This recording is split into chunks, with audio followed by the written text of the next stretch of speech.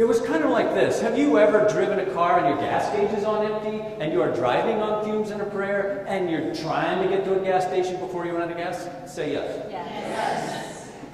You're driving on fumes and a prayer and you're driving down the road and you hit the traffic light. What color is it? Red. Always red. You wait patiently, sweating drops of sweat. And gingerly, when the light turns green, you press on the gas pedal because you don't want to waste gas, and you cruise on down the road. 2 more blocks, and the next light is red. How long are these red lights? They're at least 3 minutes or forever, whichever is longer.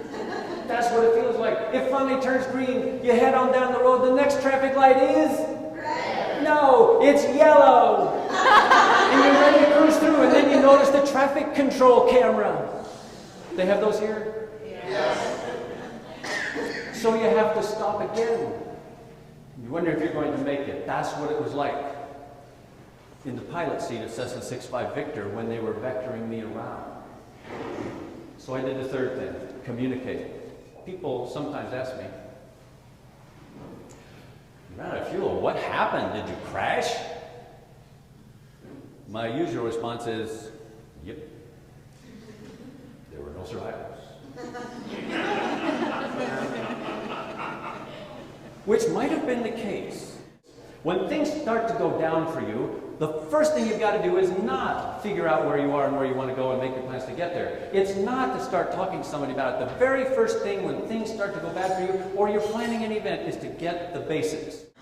But you got past the truck. Driving doesn't get much more basic than that, does it? Stay between the white lines. Now, when you're in kindergarten, aren't you told to stay in the lines? But later on, creative people such as yourself, what are you told to do? Outside the lines, think creative, be outside the box, right? Which is great when everything's going good. But when things start to go not so good, it's not a good time to start playing around with the lines.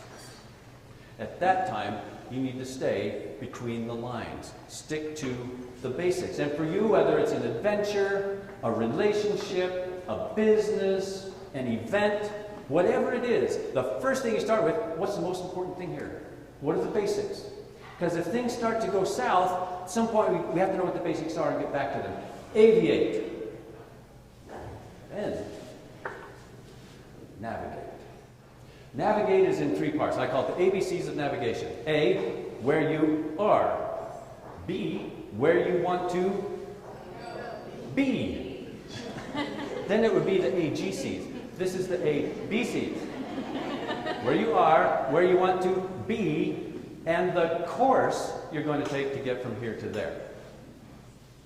This is the dynamic part of this whole equation of aviate, navigate, communicate. This is where the motion happens. And it's very critical that you get this right. Aviate. Aviate. Navigate. Before the night's over, you're going to know these 3 words. It's awesome.